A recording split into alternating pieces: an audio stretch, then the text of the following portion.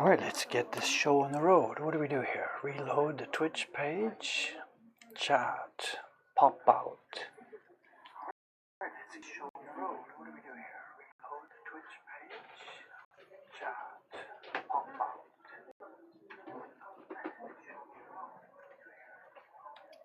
Mute. Too many things to do all at once. We are. Look at this. Familiar names.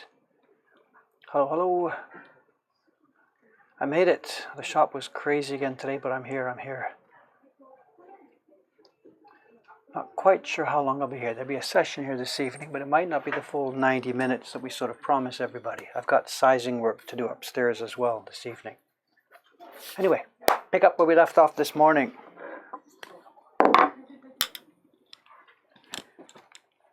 Good night, Audrey. Thank you very much. See you later. Bye-bye. And for the next few minutes, I'm going to move the mic. I've got the mic on my shirt here, but I'm going to move it up quite a bit away from me because it's hammering time.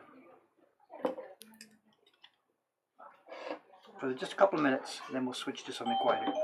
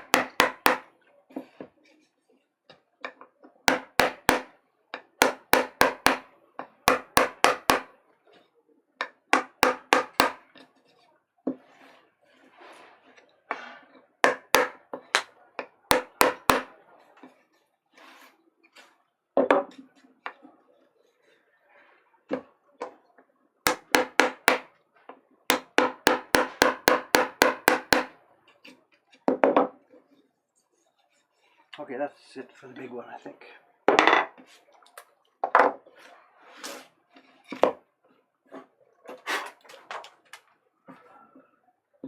Okay, bring back my mic.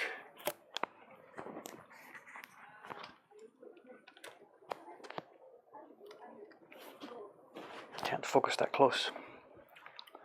Now, again, those of you that know the system, those of you that don't, I don't know, the block had 3 stages. First stages was we cut with the knife, cut all the outlines. Second stage was clear away most of the excess waste wood. And this third and final stage now will be to get between the two. Clear away the waste wood. You know, I couldn't come right up to the line with the big chisel. And the third stage, which will be a lot quieter, is to clear away with this. These I've got a bunch of flat, the bullnose chisels for this job.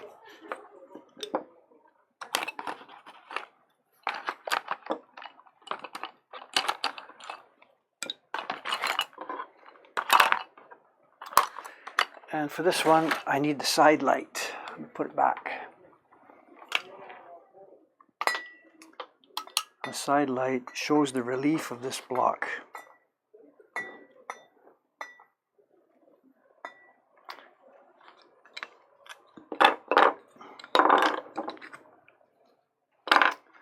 And let's try and get the camera. Where are we?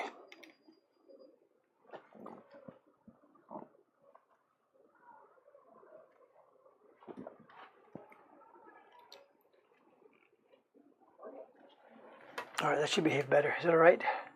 Good. Okay, let's have a nice, peaceful now, fairly quiet session.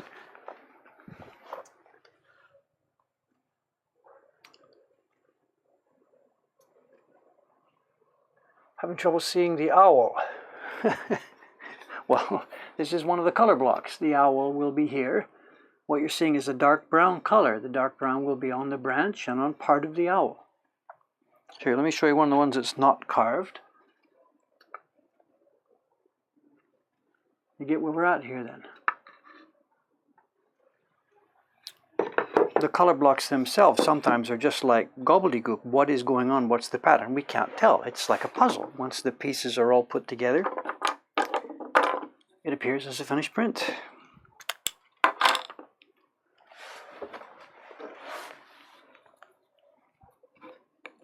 So, first step, get the bottom of this thing not glass smooth, but get the bumps and ridges out of it. Crunch, crunch, crunch.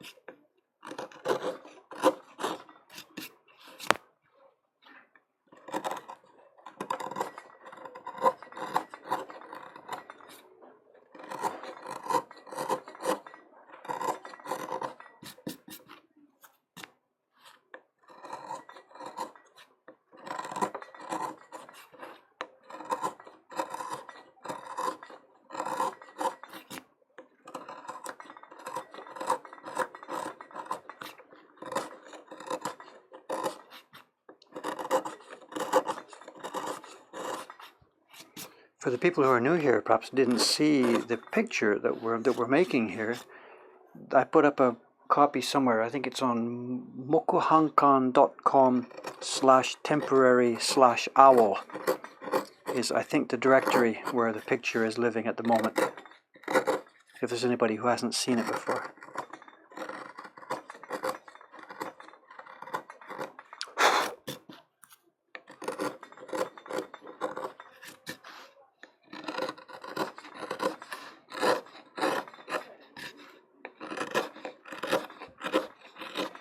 This is the least interesting part for me, you know. I mean, the cutting the lines is fun, it's elegant, it's difficult.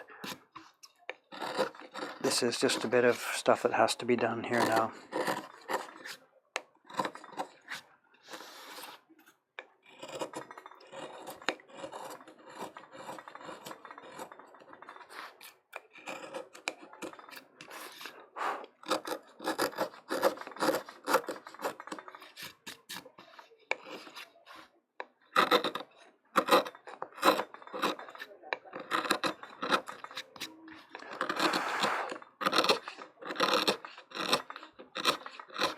The jiggling sound you might hear, it's the flask, you know, the light bulb is bouncing on the other side. You know.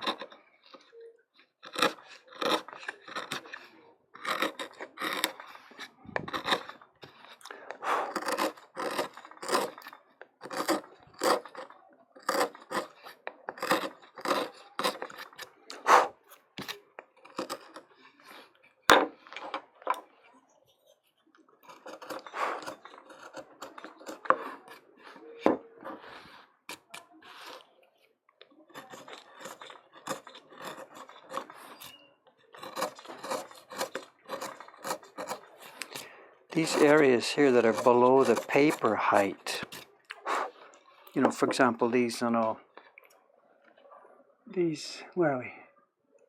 This is the printing area up top. It's got to be dead flat. It's the flat wood. I'm now cleaning up in the areas below the paper height, and it might seem like there's no reason that these should have to be smoothed out, but there is. So we're going to make a ton of copies of this print. And what happens when you're printing later on, you know, we're rubbing our brush and rubbing pigment on it. We rub the pigment all over the whole thing, the printing areas on the lower parts. It's just the whole block. And what happens is we then print the top and rub more pigment on. And if there's bumpy areas in this area below the printing surface, the pigment gets caught in those and builds up and builds up and builds up and builds up. So they finally come high up enough that they're going to leave smudges on the print.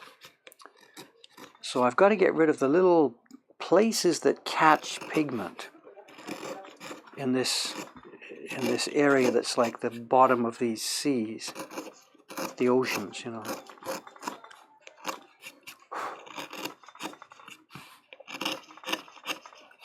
Otherwise we pay for it later if I don't get them flat now.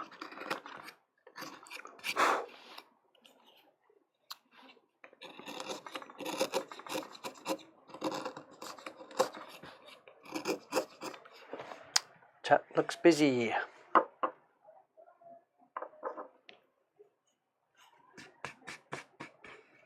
Smooth surface. No, it's nothing to do with how fast it's soaking up liquid. It's simply build up. If it's rough, pigment catches on those places and builds up.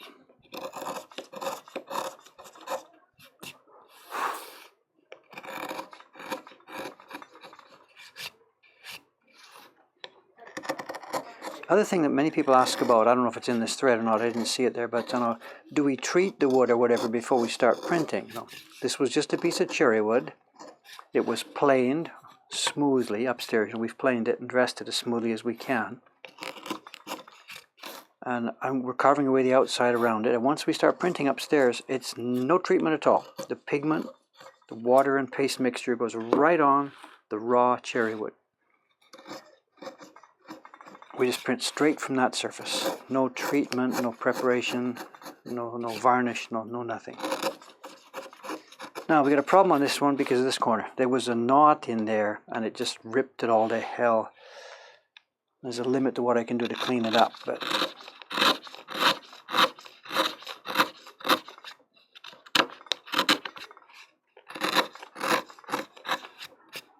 so it's going to pretty much stay like it is, an ugly blot. Can't be helped.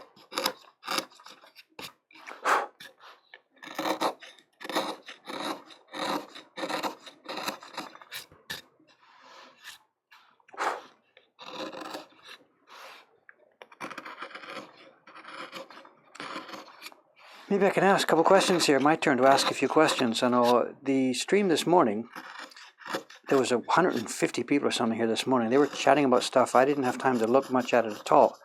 But later this afternoon in the shop, when I was having my lunch, I read through it. And I see that in this morning stream, there was a lot of discussion about people wanting me to change the settings here at Twitch. And turning on the, what's it called, I don't know, affiliate or partnership or whatever, that kind of stuff. And I still don't, well, one, I don't know much about that. I haven't investigated it. And it seems that there's things like, custom, the channel can get customized to a certain point. People can have, what's the word, emojis and stuff. And what I'd like to know is if there's some way that I can set up that customization and community type thing. And can I do that without having any way that it looks like I'm asking for money from people? And I still don't know how to do that. I haven't explored this. But if anybody can offer me some advice on that, if there's a way I can do this.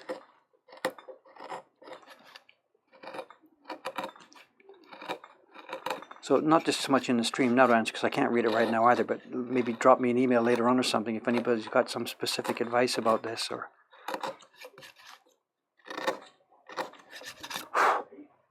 I don't mean to co-opt the current chat. Okay, here we go. And there's the in-between piece. Now I'm finally getting out the bullnose chisel. And now we have it. The cleared space and the printed space meet at a sort of an edge of a continent. It slopes off and then down into the ocean. And that will print perfectly, cleanly, and smoothly. So that's my goal now, to finish off.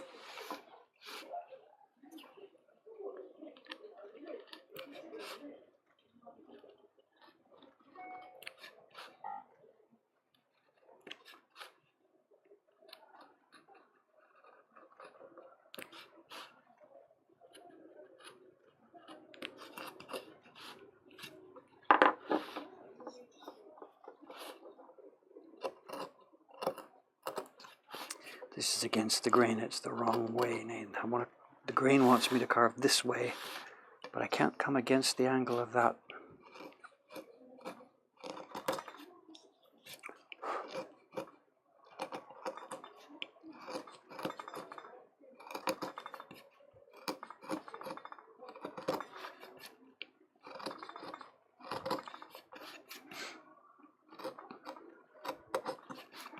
It's been another crazy busy day in the shop today. Parties. The last party that was here was a hoot. It was 4 young Americans. And I got to be careful, I guess, how I tell this story. maybe if they're listening, it's okay, I guess. It's okay. I know. We had a real good time. Fun people, friendly people. But it's taken me a number of years recently to get to the point where I can understand some of the new parts of life. I know. What am I talking about? I was born in the 50s. I grew up in the 50s, went to school in the late 50s, early 60s. In Prairie, Canada, about as dreary and as old-fashioned a place as you possibly could. So that's sort of the background I grew up in. And now I'm here living in one of the most cosmopolitan, modern cities on the planet. I'm doing fairly well. I'm hip on social media and stuff like that. I'm not some old fart or whatever. But what I'm trying to say is this. The group came in today. They reserved by email. Didn't know who they are. They come in, and they're 4 fun young people. They're maybe 27 or something. I don't know, whatever, around 30 or something. And they are tattooed and pierced and ringed and you name it, they've got it. And I'm laughing while I tell you the story. It's okay. I come on in, I welcome them, I'm having fun. We had a great print party together, joking with each other and fooling around, But down inside my brain, there's the 13-year-old David who would have been just so bizarrely terrified by the sight of these people. The world I grew up in was such a different place, And it's really, really fun now to be put in this situation that has totally, absolutely shaken me out of all the preconceptions and prejudices and ways of thinking that I grew up with all those years ago, and dumped me into a world that's completely and totally different from them. I'm 65, so supposedly if I was a normal salaryman type person, whatever, I'd be in a company and in an office and then retiring at 65 and going to the golf course, whatever. I'd never have contact with such people. But here, because of the work we're doing and the place I've chosen to do it and the way we, do things on social media, I'm thrown into this whole new world full of interesting, what can I do? A whole bunch of adjectives here. Interesting, crazy, strange, bizarre, weird, wonderful people. And it's a ton of fun, but always still there's that little voice in the back of my head that says, oh my God, look at this. What are you doing here? Who are these people and what's going on? So both things are living together in my head here,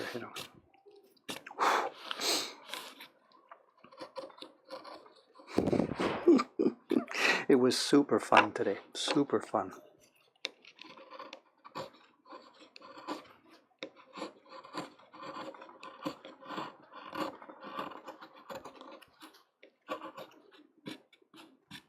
Before them was an Australian family and a couple of other Australians. And man, oh man, I used to think that Canadians and Australians were sort of, same kind of thing, taken away from Britain and grew up a little bit more, whatever, open and blah, blah. But Australians, man, they got nothing on, Canadians have nothing on Australians. Those guys are wild people. The stuff they can say to each other is, there'd be an Australian couple, a guy and his wife here, and unbelievable. I live in Japan, and there's stuff you can say to people and stuff you can't say to people. And these Australians can just throw it back and forth and leave me gasping. And I'm a Canadian, I'm getting sort of a crash course in world cultures by running these print parties.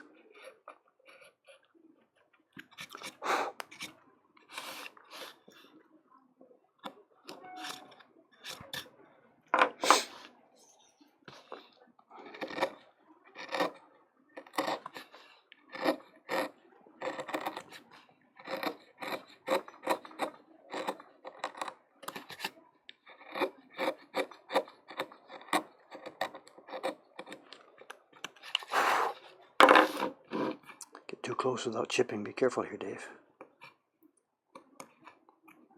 How are we doing? Do I need to look at what's going on over here? You guys chatting well by yourselves?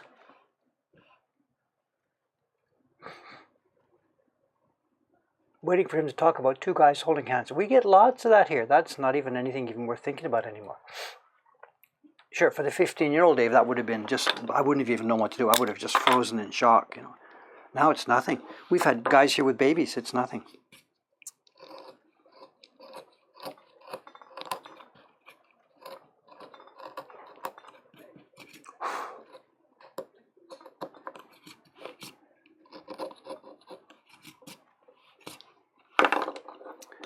Here comes Aoyama-san. He's finished his sizing, and now it's my turn.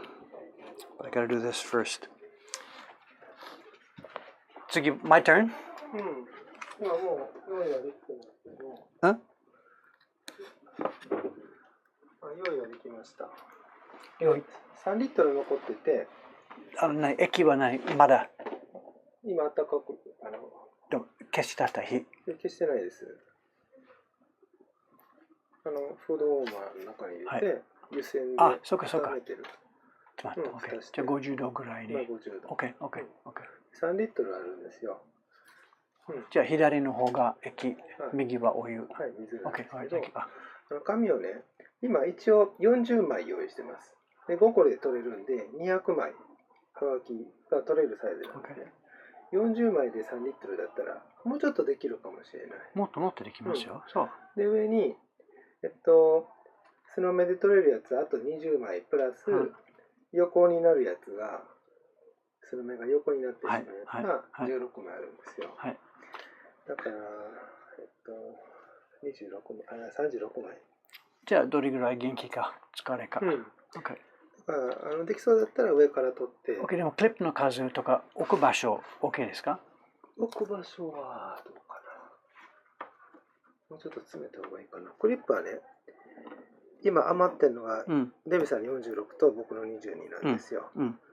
クリップの数、46。4枚できるから、じゃあ全然問題ないですね。今200枚用意したものは188プラス、ここから16枚取って、僕のやつ16枚使ったら。ちょっと待って、今の188といえば、これはできる作品の数？そうです。OK。クリップに4枚止めれますよね、はがきを。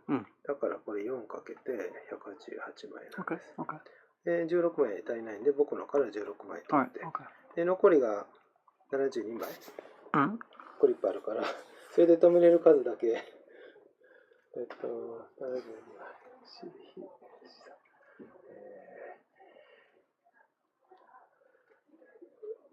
18枚 ?18 枚ぐらいか。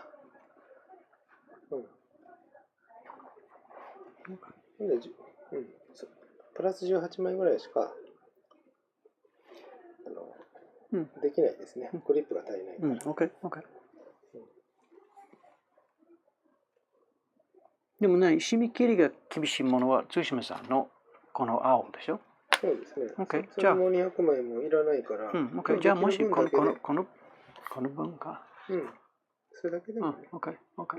じゃあ今机の上にある？机の上に置いてるのは40枚あります。40枚。自分。だから全然問題ない。200枚なんで、プラス16枚。OK。やります。OK。何時になるかわからない。やっぱこの板はもう明日まではできないでしょ。まだ彫りがまだですから。そうなんですね。Sorry about all the Japanese. This is Aoyama-san. Maybe some time ago we introduced him as Lee-san. It's now Aoyama-san. He's the one who is making our wood blocks now, all upstairs. You know, the wood blocks we use with the laminations. Aoyama's making them all. And he and I are doing sizing, mostly he. So, here's the wood. It's the laminated stuff. And tonight's sizing, he's finished his part of the sizing work, and I myself will go up and do some more sizing after. Comment, iru kana wakana. Ska. What did I say? Ska? 日本語? Anybody know what ska? David says it a lot when talking to people. Ska. What did I say? スカって木が軽く見えるんじゃないですか。粘りがあるともっとじゃなくて今デイビッドは他の人の話す間にスカという言葉が出ている。僕が言った？デイビッド私が言ったんです。そうですかとか Was that what we're saying? そうですか Is that true?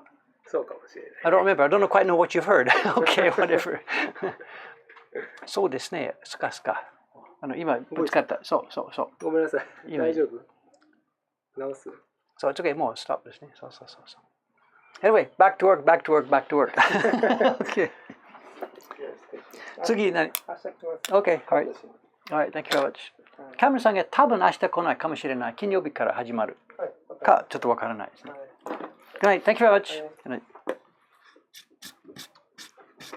Where was I? Oh yeah, on this corner. Sure. Hi.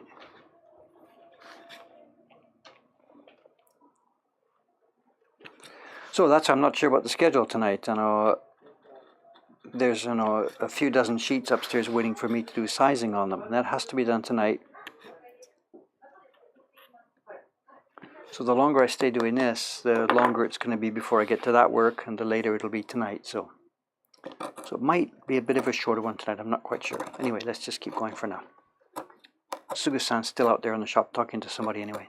So not Sugu-san, Shiba-san. There's Lee-san leaving. Soga, the name change. I know he's becoming Japanese. That's all. He's I forget what you call him. He was born in Japan, but he's not Japanese citizenship. His grandfather, I guess, came here. Koreans, of course. And he's now decided to take Japanese citizenship, which is his choice for all those people in that situation. And when you do so, you have to take a Japanese name, of course.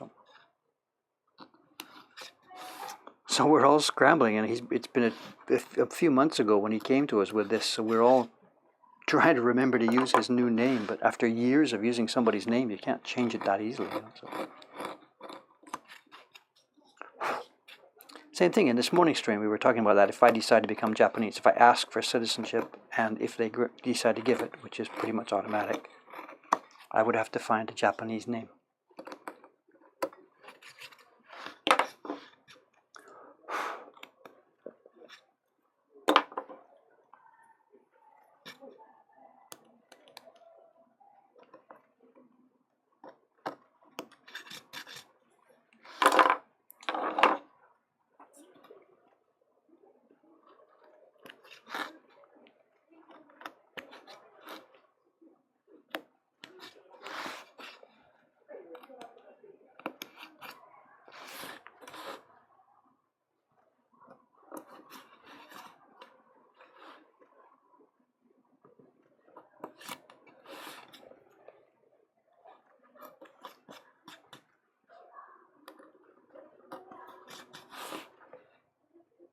Is the view okay? Am I zoomed in too far? Too far out? What's going on? Looks okay.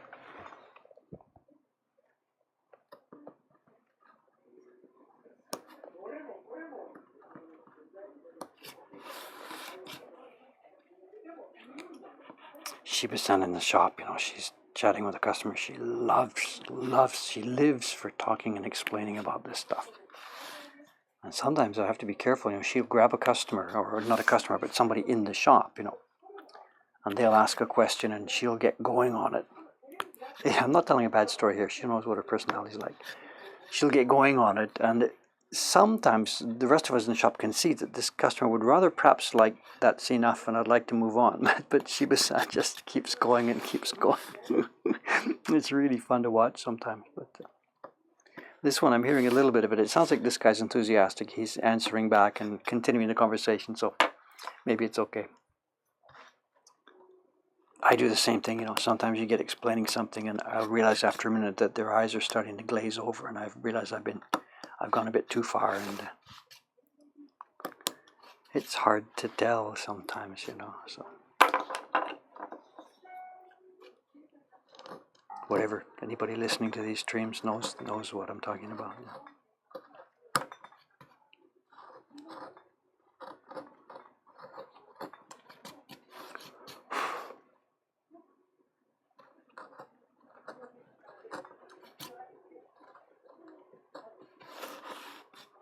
It's a difficult corner because of that knot. All the wood here, the grain is all up and down and around, and it's hard to know which way to cut without danger of splintering it.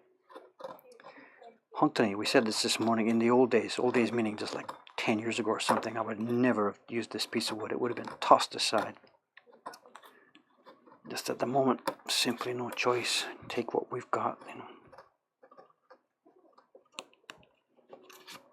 It's getting better. We're getting better at making them, and hopefully we'll get better at finding good pieces of raw lumber. But it's going to take a while.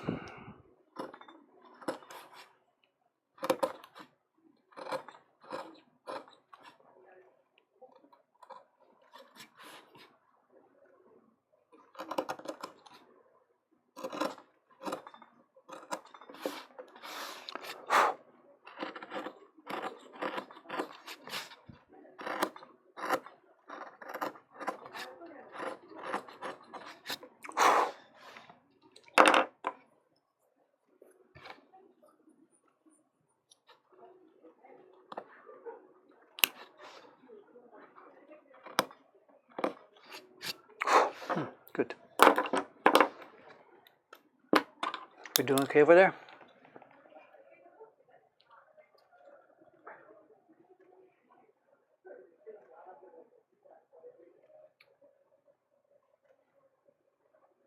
What are we streaming? Australia streams.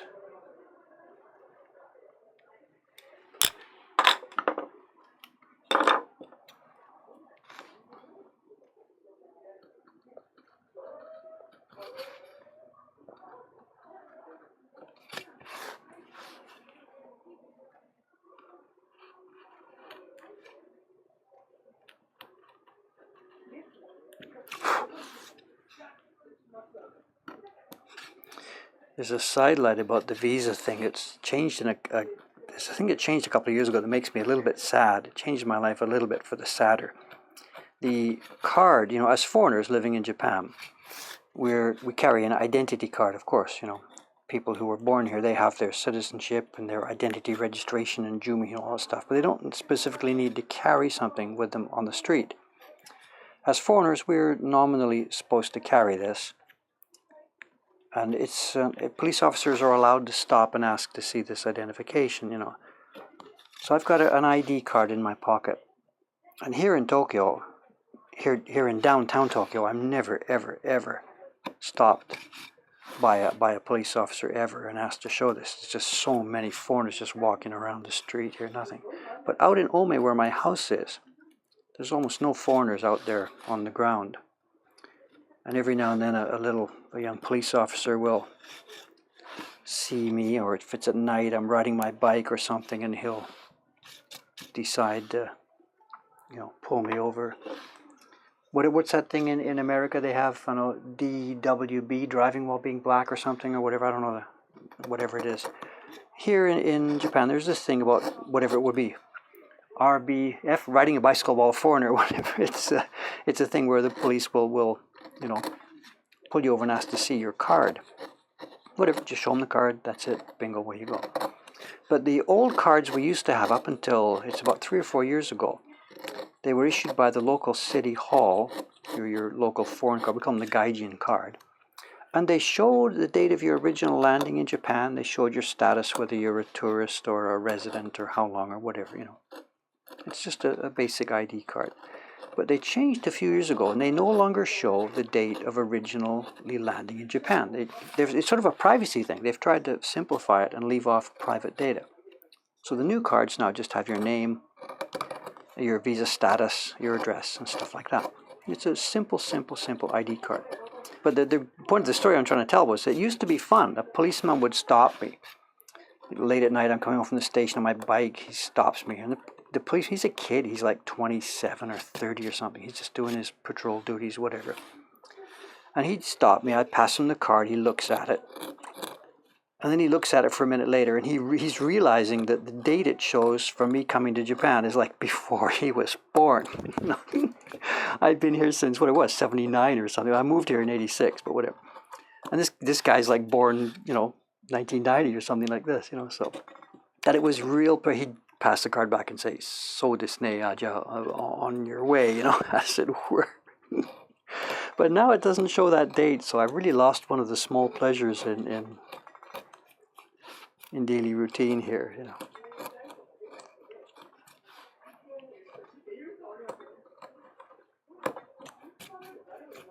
This is against the grain. Grr. Look at it, just picking up and smashing the wood instead of smoothly chipping it away here.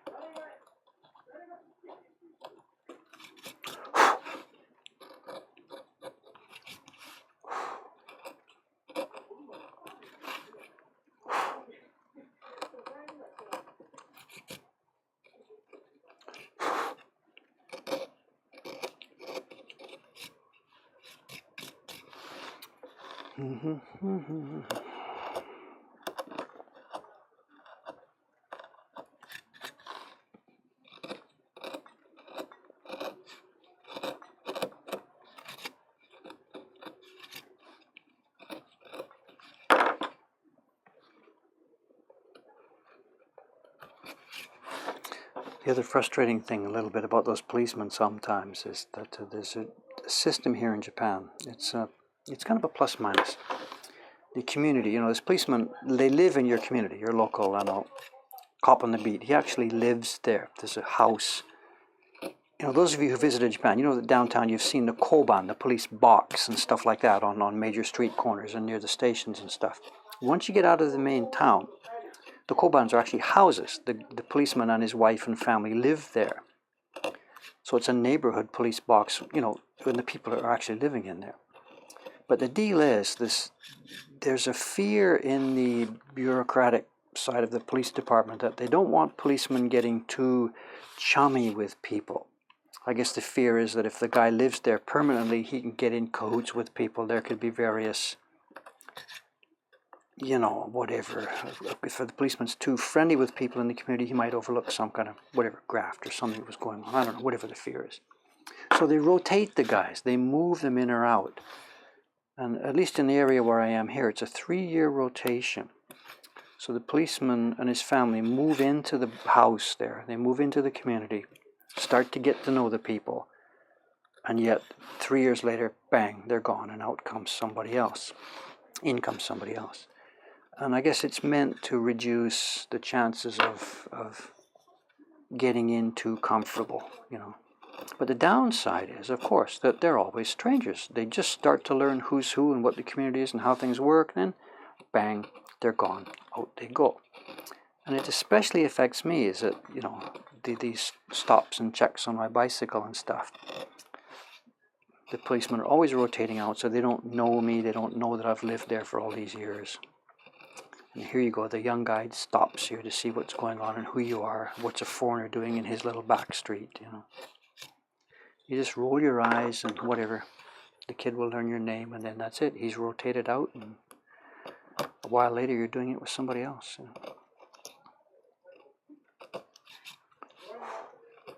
But downtown, nothing. I never, ever, ever get stopped downtown. It's just impossible, you know, of course.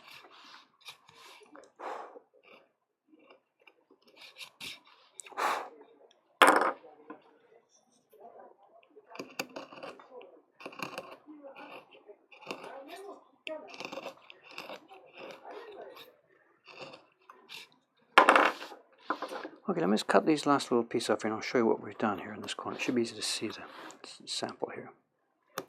This particular block, this is the block for the darkish brown color. It's got the brown tone behind the branches. The branches were carved in black, but it has a brown tone behind them to give them depth. And there's a brown tone at the top of the owl.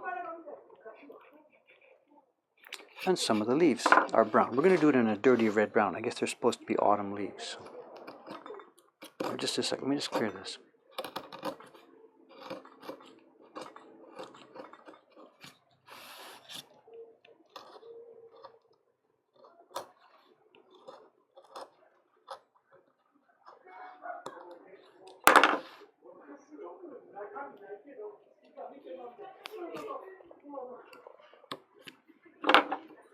Shiba-san and that customer are having a long, funny, involved conversation.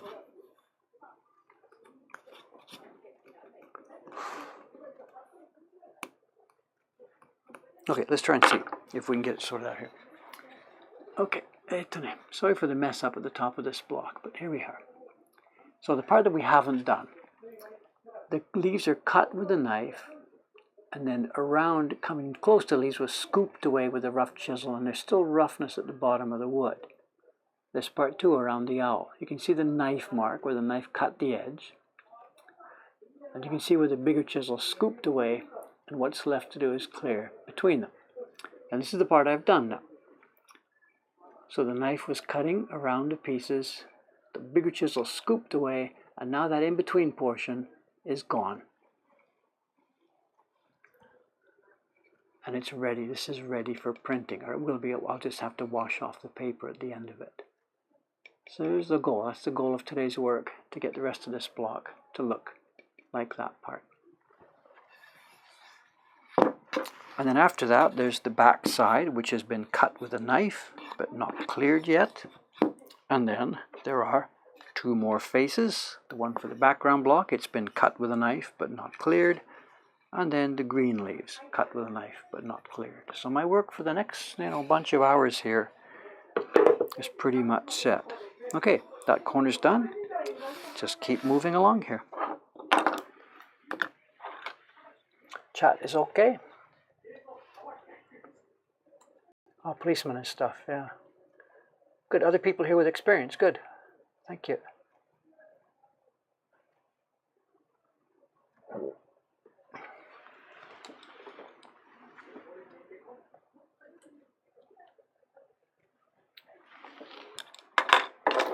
Yeah, the police are no big deal here. I've never, ever really been in trouble. There was once, not in trouble, but I had just moved to Ome, a totally new area. I'd been living in the neighborhood town, next town of Hamra. I bought a house in Ome, moved there, made friends with a bunch of people. And I'd been up, whatever, shopping at the home center or something with my backpack. I had a heavy backpack full of like nuts and bolts and nails or something for work. I'd been there late, coming home late in my bicycle, it was dark. And I got to a traffic light, and just as I got there, it changed the other way. So I quickly switched my bike direction around. Instead of going across, I went sideways on the green light, doing nothing wrong. But what I hadn't seen was that there was a couple of policemen on their own bicycles across on the other side of the street. I'd never even noticed them. And they got the idea that I had seen them and suddenly changed my mind about not going over to their side, but they'd gone in a different direction. So from their point of view, and I didn't know this, but from their point of view, they're seeing some foreigner come and say, whoops, there's coppers, I'm going to go the other way, and zoom off on his bike the other way. So they chased me. And at this point, I'm just going along the sidewalk with my bike. I have no idea what's going on, but I'm now being chased by two policemen on bicycles who think I'm trying to escape from them.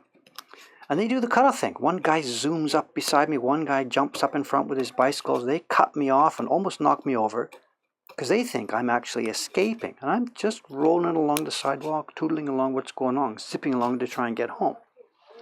So whatever, they've stopped me. The guy says, let's see your ID. Kind of hostile voice. And I'm just, whatever, okay, here's my ID. He says, what's in your bag? And I was just feeling, it's none of your freaking business what's in my bag. And they actually have no right to look in there when you dig into the legal things about this. They have a right to ask you for your ID. And then if they think there's a problem or something, they can say, okay, down to the station with you. We're going to take you in. If they have some legitimate reason for thinking so. I didn't know anything about this. The guy just says, let's see what's in your bag. And I said, no. Knowing that they had no right to do this. But as I said, I didn't know that they had thought I was escaping, which is the kind of thing that gives them a right to look in the bag. But I didn't know that. So I said no. And he wouldn't let me go because they thought I was running away from them. So we got this standoff going on. I'm on the sidewalk standing here. I know my rights, or what I think my rights are, and he knows his rights, what he thinks his rights are. But because we misunderstood the situation, we were both right, but we weren't going anywhere. And I got stubborn and wouldn't give up. You're not allowed to look in that bag. Nope, none of your business. Let me go. I start to move the bike. He moves in front. You're not going anywhere. What's in the bag? And this went on and on and on, like, I don't know, 10 minutes, 15 minutes, 20 minutes. And the longer it goes on, the more pissed off I'm getting. He's got my card in his hand. Look, phone back to your head office. I've been living here for 35 years. I got no trouble with the police. Get some ID here. And he wouldn't give up because he thought he had got a hot one. He thought he'd got, somebody who was trying to run away from him. And I have no idea how it would have ended, but after about whatever it was, 15, 20 minutes or something, car pulls up beside us. And it's a guy I know, a local school teacher. He's an art teacher. We're good buddies. I go to his house for drinks. He says, Dave, what's going on? I said, well, it's kind of a long story. These guys think I'm doing something. And he looks at them and says, do you know who this is? He starts that routine, like I'm on TV all the time and stuff, but they didn't know me. And they're like, who are you? He shows them his ID, and he's going to... So the long story short, he vouched for me, convinced them that I'm not a criminal. And then the story came out during all the conversation here. Now, they explained to him, look, he was trying to run away from us. And I'm like, what the fuck, run away? I wasn't. What are you talking about? And the explanation then came out. We realized that what had been happening, that they had thought I was running away. And I had no idea that they thought that. So whatever. We all became buddies. They let me go. Policemen drive off and I'm standing there on the sidewalk. How did I understand? I am real glad that you came along when you did. And he's like, does this happen all the time? I'm like, no, I get stopped all the time, but it doesn't come that bad most of the time. So anyway, thanks for coming along at just the right time. So, you know, I could complain, but I'm not going to complain because there's other countries in the world where if that had happened, I could have taken a bullet in the back or something. So I'm going to keep very quiet about it. So.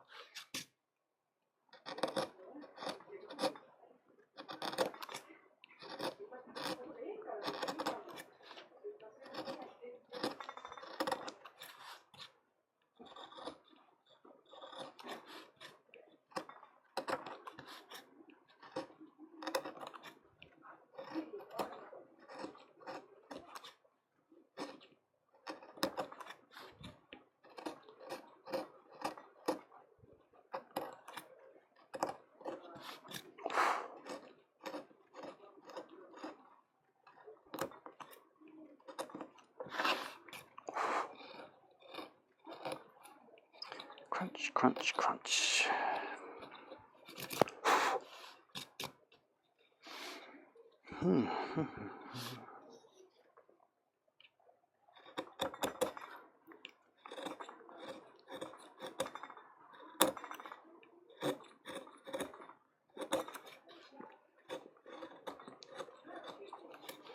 Depending on the wood grain here, you know, you saw what I did before.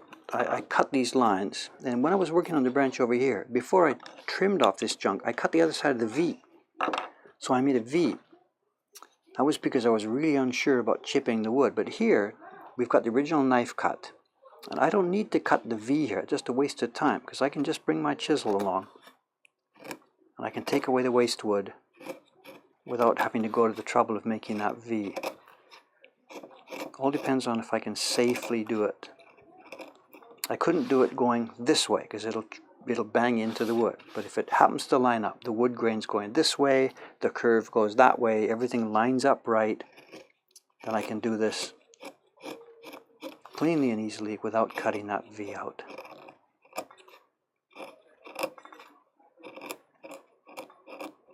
Right up to the corner. Choop.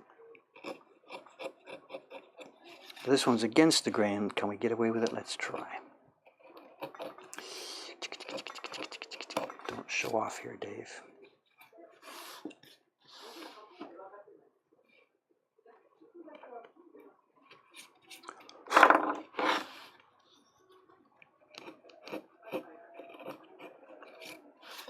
Okay, get in there. What's next? Let's go down this branch.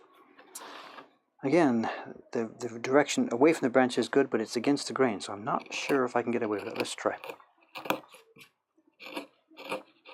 If I keep strong downward pressure.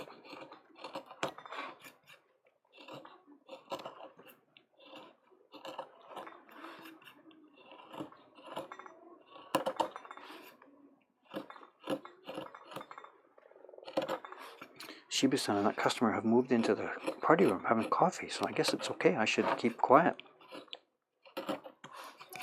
Working in a shop like this too is also a chance for these girls to meet people, so I should...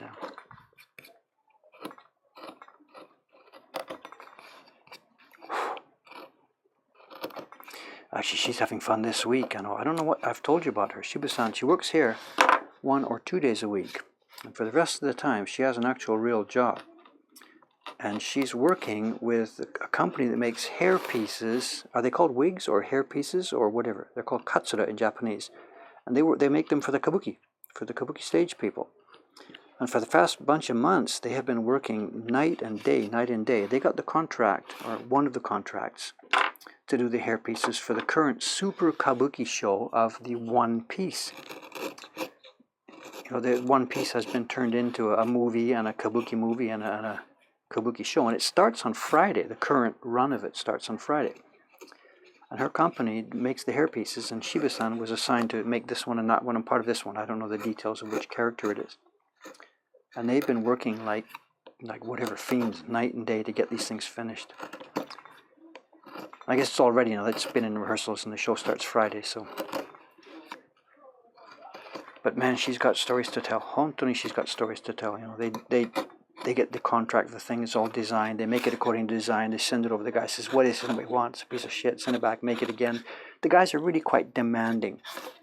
Sometimes reasonably, sometimes unreasonably. And she's got millions of stories, you know.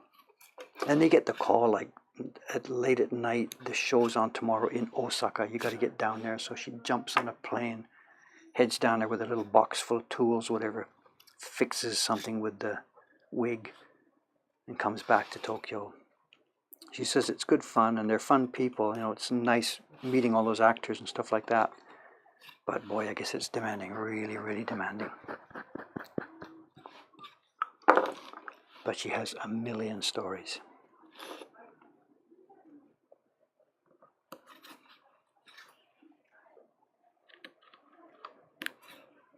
Backstage at Kabuki, I can guess, I can imagine. She says they're insane practical jokers. They're always playing practical jokes on each other, right up to seconds before going on stage, you know.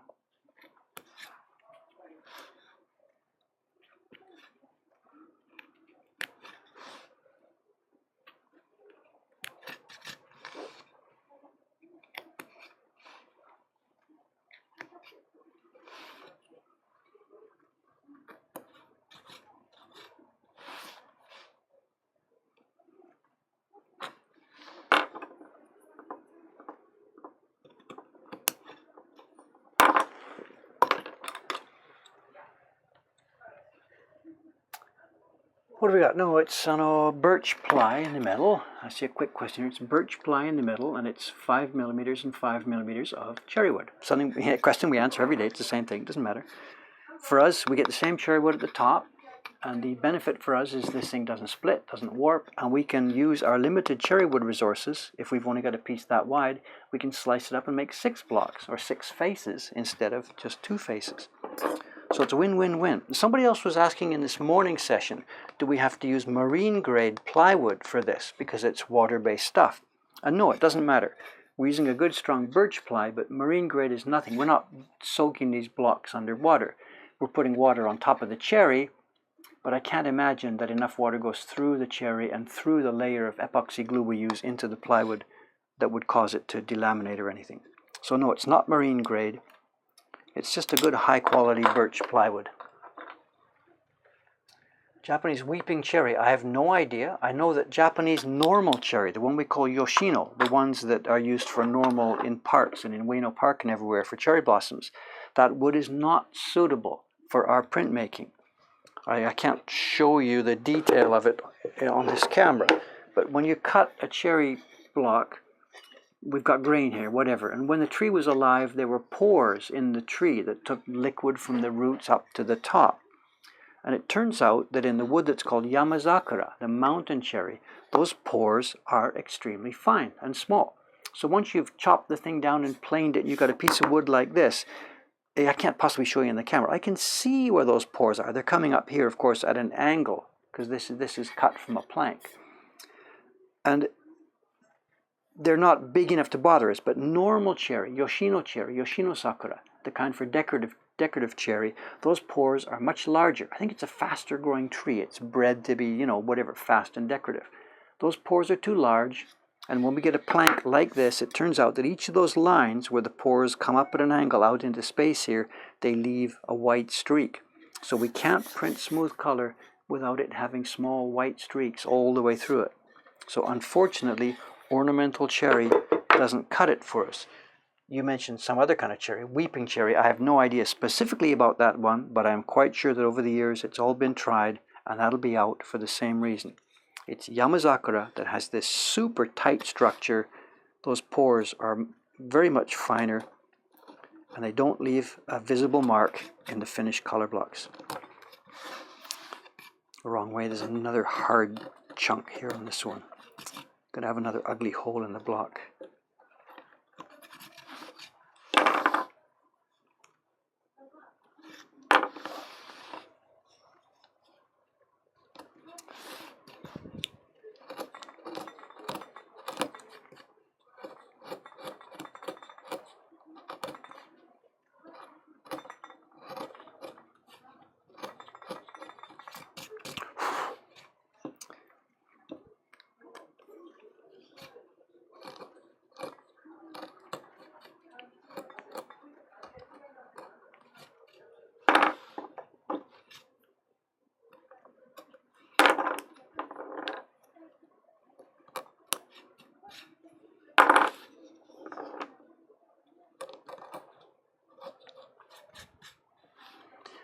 I look at these streams later while having lunch or dinner, whatever, and it seems a bit unfair. I glance over quickly, grab one question from that, answer it, and meanwhile somebody else has asked the same question 5 or 6 times, hoping that I would catch a glimpse of it, and I didn't. So I'm sorry, there's no other way to do it. You know, as you know, and as I've mentioned before, I do have a specific question protocol.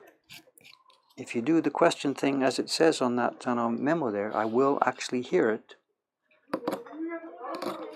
Questions asked in the chat are random. I might catch it, I might not catch it.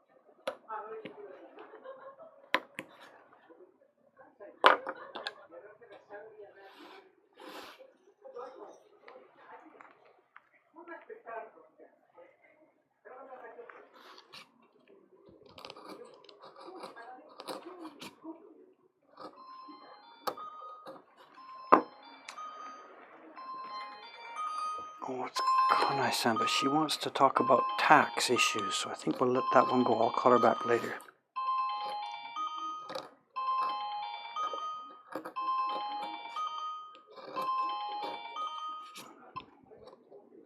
Kanai-san, I'll call you back later. She has an issue with how her income tax deductions are working, and it's not so good if I sit there and talk with her about that on live TV or whatever. That was in this morning stream too, I guess. Did I refer to this as TV? And I guess a bunch of people thought that was pretty funny, I think. I don't know, I'm sorry. I know it is twitch.tv, right? I don't know. What does TV mean anymore? I really don't know. I'm sorry. I think it's kind of TV, you know. You've tuned into a certain channel at a certain time to see a certain kind of thing.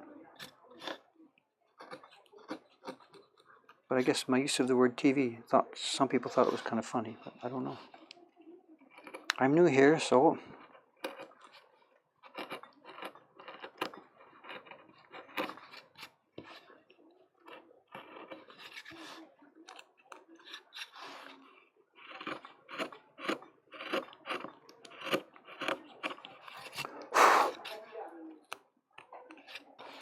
There's another funny thing, I guess can I mention this as a funny story? I don't know. This morning, just as I was, the way these finish, usually when I finish the morning stream, the shop is opening, the bell is ringing, ping pong, and usually when I'm just starting the evening stream, the staff's going home. So Shiba-san this morning came in just near the time I was finishing the morning stream. She said hello to a couple of people. A couple of people remembered her name and said hello. No problem. We finished the stream, got busy with her. And then I showed her a little later in the morning that in the stream somebody had said, hello Shiba-san, whatever. And also I checked the numbers, and it turned out that at that moment when she came in, there had been about 150 or so people. This thing's really kind of growing. It's kind of fun. There had been 150x, whatever, or anyway, 100 plus people watching the stream at that moment. And she's like, what? She's thinking there's like 3, 4, 5, or 10 people maybe watching this. I said, well, actually, no, there's, somewhere around 100 or so people watching this. And she says, why didn't you tell me? And I'm like, I told you it was live. And she's like, you should have got my hair or something, whatever. So she's going to be a little bit more careful now, thinking that she didn't think it mattered. And I still think it doesn't matter, but she's now going to be a bit more gun shy, camera shy, I think. So it might have been better if I hadn't told her that there's, 100x people watching this. So the conversation went bang, bang, bang along that lines. We started talking about YouTube, and our YouTube channel has recently it's being promoted internally by YouTube. YouTube is recommending our videos to many more people than it used to. And we're now in the many, many thousands of views per day. Some days it's even 20,000 views or so happening on any given day. And YouTube has this thing called real-time analytics. Just a minute, let me just check. We're finished this block here, I think. So let me, where am I? Branch, leaves, leaves, leaves, done. The edge, going to bevel the edge a little bit here. When we're rubbing with our tool to print, the paper is going to be on the thing and just ink part, but the tool will bang sometimes up on this edge. Remember this morning I talked about that? We have to keep 3 fingers away. But if that edge is too sharp, then the tool hits the paper and we get a line in the paper. So the last step on any block is to just take this last edge. We never use sandpaper. We don't have sandpaper. I mean, they didn't in the old days. Just bevel that edge.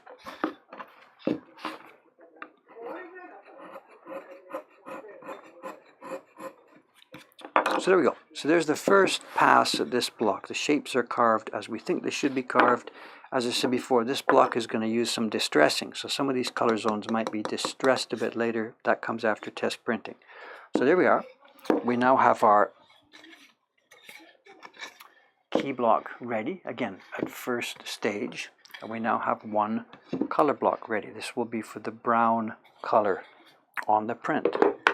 No sooner is one finished than we flip it over and just get busy with the next one. And that means it's back to hammer time. So let me clean up the small chisels.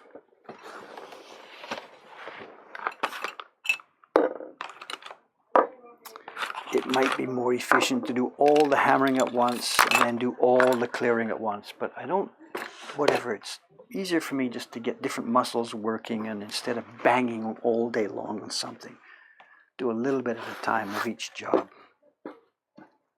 I don't think that's how the old guys would have done it, but whatever. So here we go again. Yeah, the YouTube thing. So YouTube is promoting us really quite heavily. And when we look at the real-time analytics in the back, we find something really, really interesting. Now, for months now, going back a couple of months now, there's never been a single minute where it shows less than 250 accesses per hour. Now we've got the charts on the back. It's updated in real time, all the time, and it never falls below 250. Even sort of when the big primetime places, America or whatever, are sleeping, it still shows 250. That doesn't mean 250 views. It means 250 people have clicked on a video to start watching it in any given hour. And they're 5 minutes long, 10 minutes long, 50 minutes long, half an hour long. When you add it all up, at any given moment, because of the way they're starting, there's at least 50 or 60 people watching one of our videos at any given moment, 24 hours a day. And we talked about this and realized this. So when I'm sitting there brushing my teeth in the morning, 25 people are watching my videos. When I'm on the toilet, 25 people are watching my videos. When I'm in the middle of sleeping, every given single minute, dozens of people are watching my videos. It's whatever, it's a bit scary actually. I know there's never a time when nobody is looking at something that I've made. And that's, I don't quite know what to think about that. There's never a time when people are not watching what I do. And that's really a bit of a funny thing to think about. Well, what I should do now is zoom out a bit more, I think. And let's turn off the bright light. It might take a minute for the camera to readjust. Let's get that away so it doesn't dangle. Get the camera. Is that the best place for it?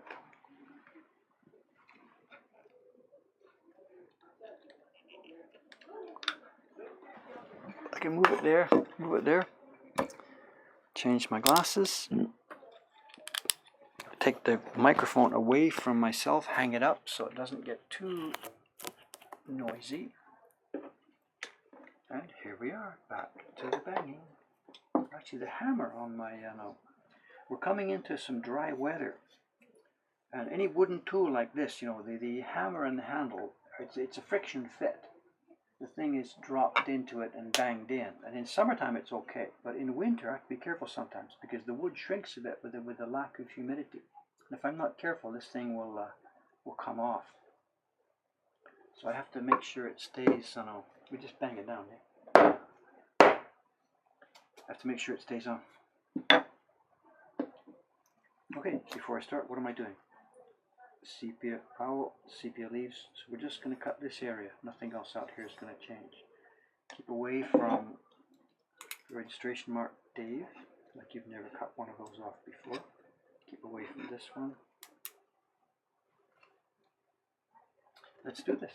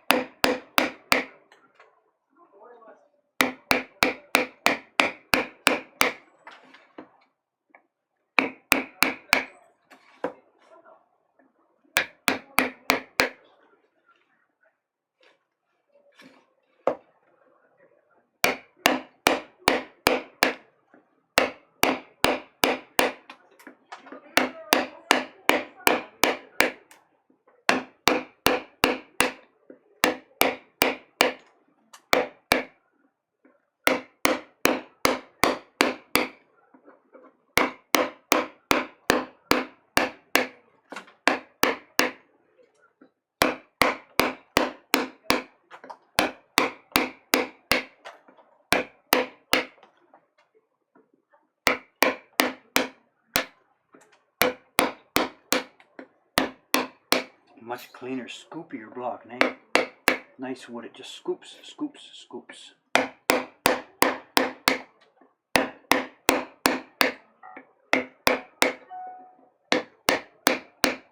heard the question sounder. Just a second, let me get this little section finished here.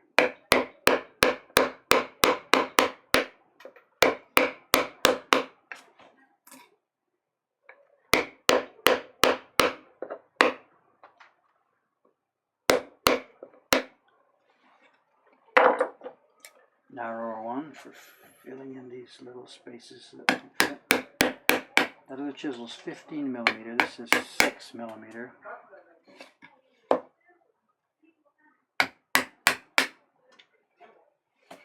Against the grain just for a minute.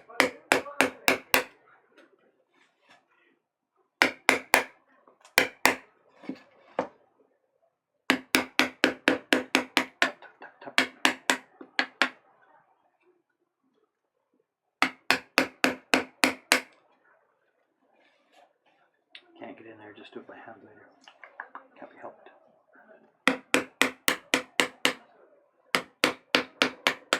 And the eyes. Can we get a bit in the eyes here without getting in trouble?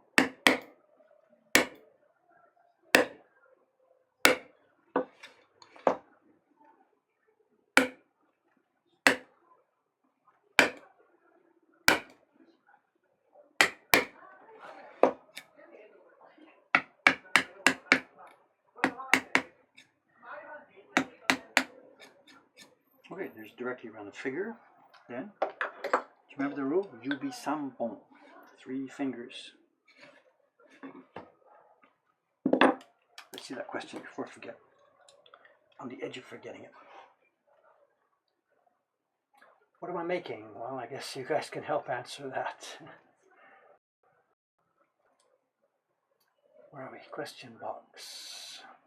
Oh, there's 3 questions. Have I been missing them?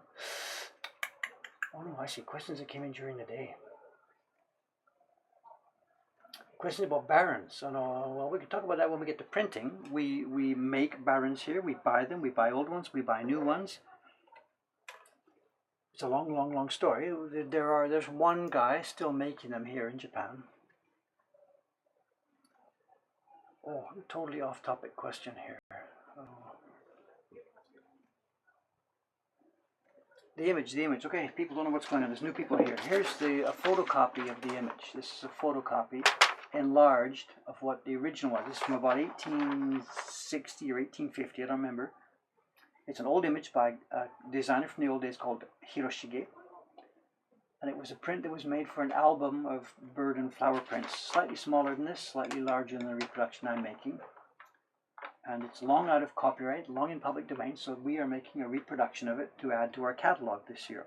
We have a gift print we publish every year, and this will be this year's gift print. And it's going to appear on the website at woodblock.com/gift. It'll be appearing there probably within the week, once I get a bit farther along with the construction.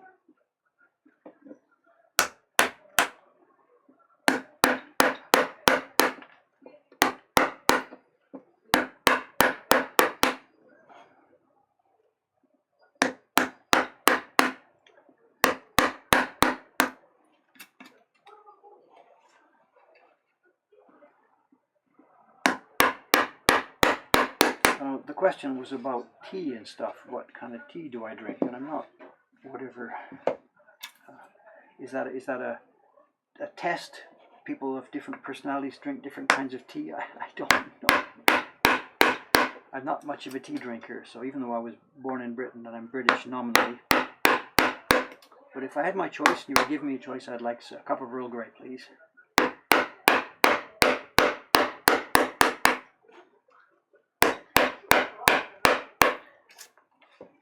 Dave, be careful. Let's switch to a smaller tool there, just so you don't.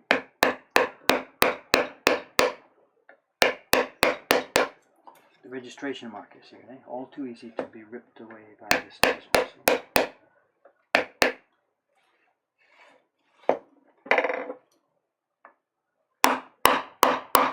Wrong way, so we just cut that in and take it out. Pop. Bingo.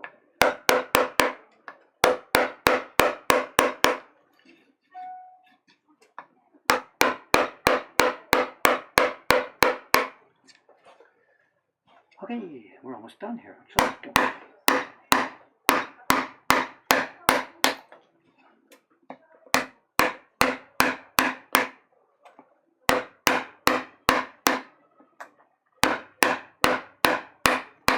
This needs sharpening, so next time I've got a sharpening stone session, we'll put this one on. I'm feeling too much resistance here.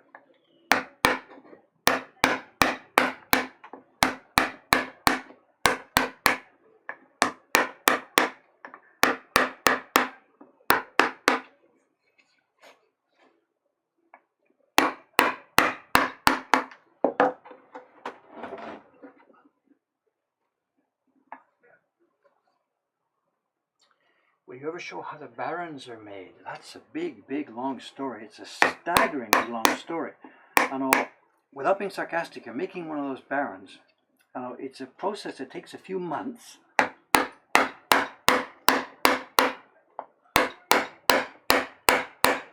And the maker doesn't just work on one for a few months. I mean, that would be grotesquely expensive. He works on a batch at a time. But it's a few months start to finish. And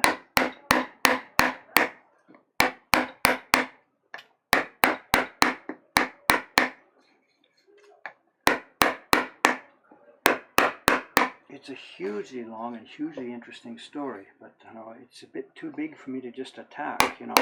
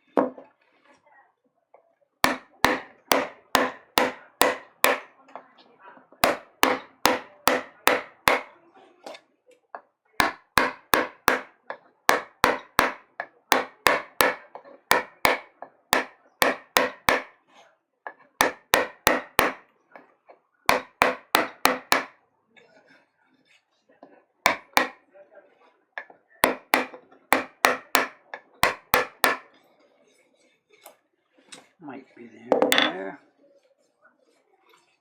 A bit more from here. I think it's a danger of, if the printers get a bit too wild, it'll come up here. Let's take a bit more away.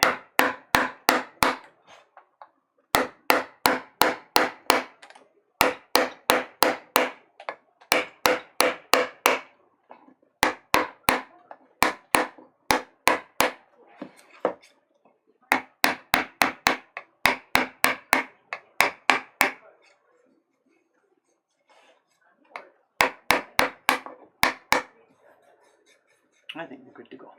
Okay, you know what's going to happen now. We switch back.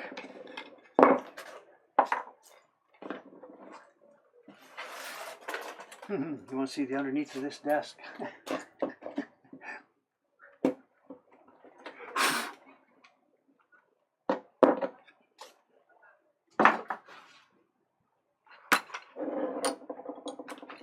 One day I guess I should get myself a nice little toolbox.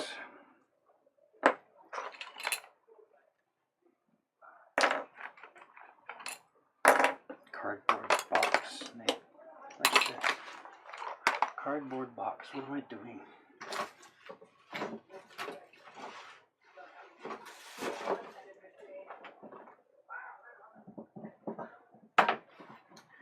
I visited a guy years ago, well, not too long after I first came to Japan. He's no names. He's a Sosaku print maker. Sosaku is the printmaking where you design and carve and print all by yourself. Modern, 20th century type printmaking. What we do here is classical, traditional printmaking with a split, designer, carver, printer separately. Sosaku printmaking is the one man doing everything kind of job. And I visited this guy. Where am I? Better get the camera. Just a minute. I'll put my microphone back. Okay, step by step, reverse what we did. Microphone back. Light back in place. On. Camera. Oops, wrong way. Every single time I get it the wrong way. Is that where we are? Good. It's an owl sitting on a tree. Is the point of this trying to get rid of any spots that could collect ink? What we were doing there, it's a relief print, so the surface of the wood was here. The surface was here. We cut the lines to delineate what I want to keep, and we're removing everything around, taking it down below. Because what's going to happen at printing time, if you're coming back when we start printing, pigment will be rubbed on this thing. And the pigment will go on the flat part of the wood here, and the pigment will go all around the space below. The paper will get rubbed on top of it. A piece of paper comes on, rubbed from the back, and the paper picks up. Here's a sample. Do I have a sample of the owl being printed? Here we are. Yeah, here was the key block. We've done the same thing. The surface of the wood has been left in places, and it's been carved away in places. Rub pigment over it all, put paper on, take the impression from the back. We don't use a press, we have a hand tool. And then when you take it off, the thing shows like this. And the areas that were carved away, like you just saw me do, end up staying white. So this is the concept of what we're doing here. And I'm making a set of wood blocks for one print. So some parts will print brown, some will be printing black, some will blue. It's kind of a puzzle to make it all up and put it together. So it's nothing you can understand from the process just by seeing one video tonight. But if you come back again and again, or go to our YouTube channel and look at different ones, you'll see how it works. And that might be an idea worth linking. I know in the YouTube channel, there's one specific video that I made that shows the entire process, right from drawing the thing, right from drawing, creating. It was that Jed designed an image for us. And we've got one video that shows the whole thing from drawing to preparation to carving to paper, the whole thing end to end. Should I take a moment just to find it and link it here so we've got it? It's the single video that we should be linking to everybody who asks about all of this stuff everywhere. Let me find it right now. It's a couple of the prints in our Chibi Heroes series. Here we are. Let me copy and paste it here. Copy the address. Come back to Twitch. So here's a video. It's long. It's 15 minutes. It's not something you can just watch right now. But that's going to answer every single question you could ever have about what this is all about. So, have I ever knocked over the flask? No, the flask is, it's hanging from the roof. It's hanging here. It's hanging from up there and just is suspended.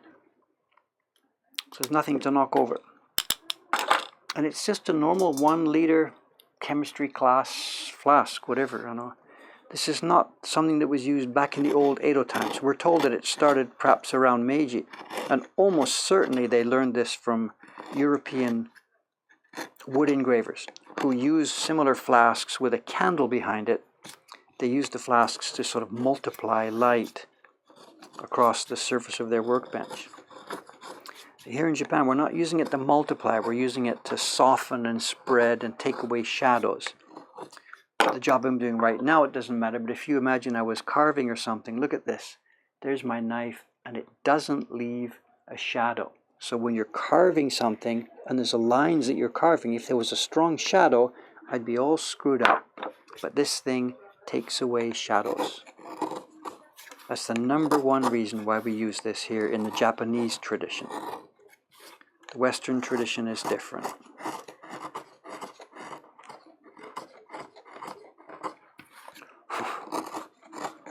Okay, this is where we came in an hour or so ago, right? What time is it now? Nearly 7 o'clock. So, I should perhaps think about getting upstairs to my sizing work. Let me just clean this space here. And then I really should get upstairs. Every minute I stay down here is another minute later before I get to bed, midnight, 1 o'clock tonight, whatever.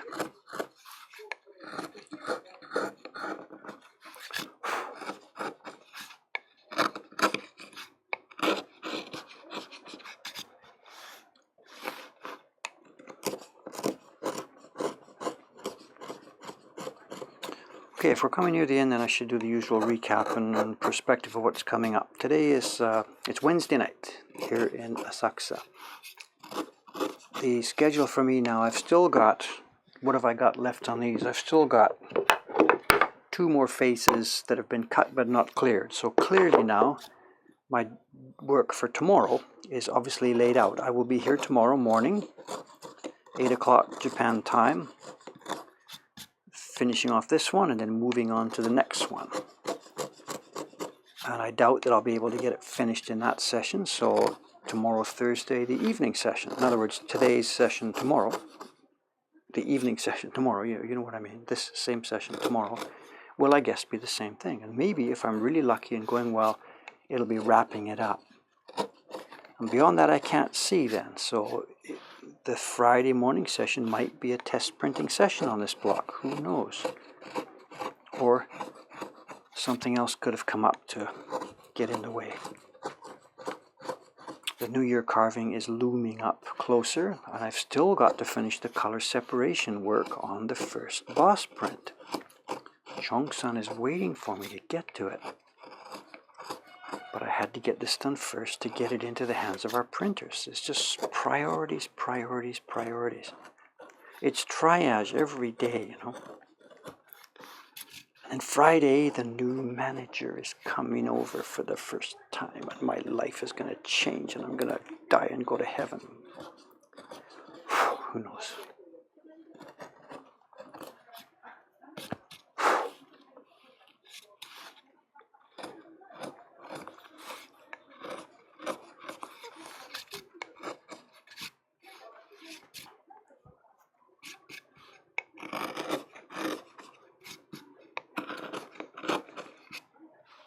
Okay, there you get that. And again, this is about where we came in an hour and a half ago now.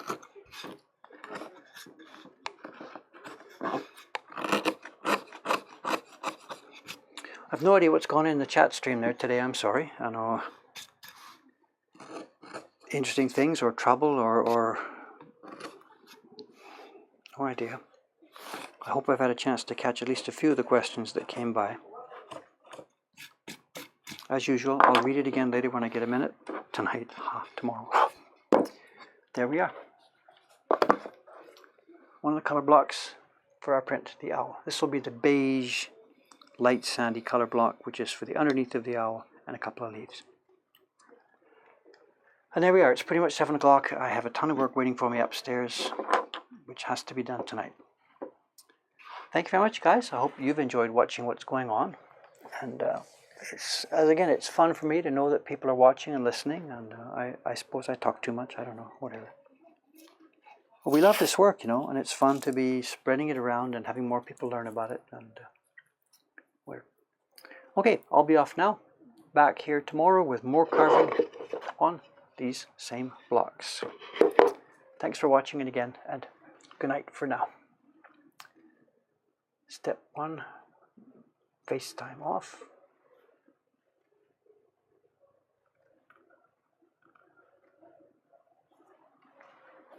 Step 2, microphone unclip.